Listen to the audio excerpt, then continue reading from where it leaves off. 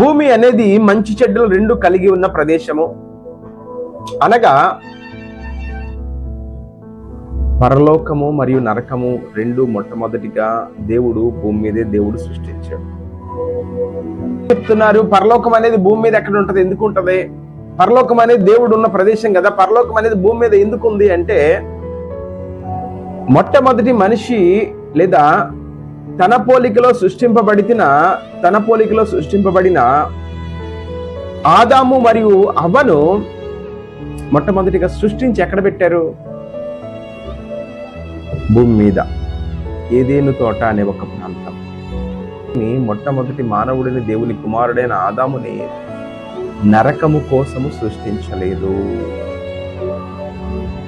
తన పోలికలో తన రూపంలో సృష్టించిన నరుని దేవుడు ఒక పరలోకము అనగా మినీ పరలోకం అనే భూమిని సృష్టించి, ఆ భూమి మీద ఏదేను తోట అనే ఒక ప్రాంతాన్ని సృష్టించి